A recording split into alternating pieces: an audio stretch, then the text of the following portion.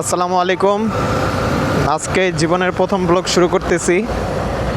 জীবনের প্রথম ব্লগ যখন শুরু করছি তখন স্থানটা হচ্ছে রংপুর মেডিকেল মোড়, আর সময় তখন রাত 9টা 9 মিনিট।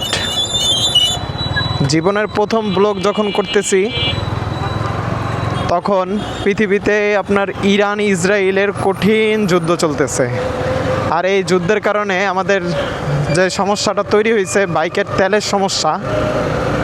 তো আজকে এই তেল নেওয়ার জন্য বের হয়েছি। শুনলাম রংপুরে নাকি কিছুদিন তেল আসবে না বা ঢুকবে না, এমনিই তো তেলের সংকট। তো চলেন দেখি তেলের কোনো কাবজাব আজকে করা যায় কি না।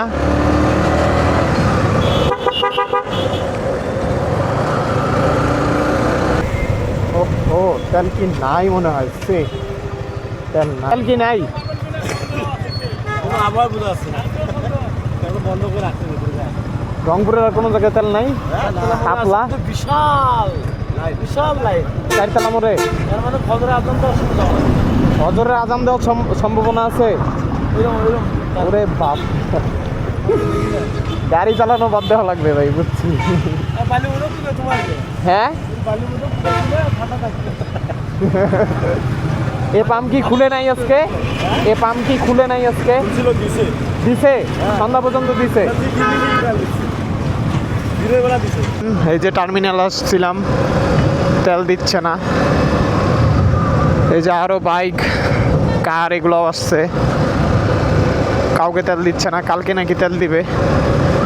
আর এক বড় ভাই বলল যে ওই যে আমাদের রংপুরের যে সালেক পাম্প আছে ওখানে নাকি তেল দিতেছে, কিন্তু লাইন বিশাল, যেটা ভোর হওয়ার সম্ভাবনা আছে আনুমানিক।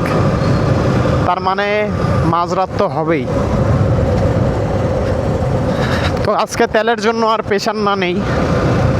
বাসা থেকে বের হইলাম তেল খোঁজার জন্য, যতটুকু তেল নষ্ট হইলো এটাই লস, তেল নিতে পারলাম না। তো যাই হোক, আমার জীবনের প্রথম ব্লগ আপনাদের মাঝে শেয়ার করলাম। সবাই আমার জন্য দোয়া করবেন এবং ভালোবাসা দিয়ে আমার পাশে থাকবেন। দোয়া রইল সবার জন্য। আল্লাহ হাফেজ।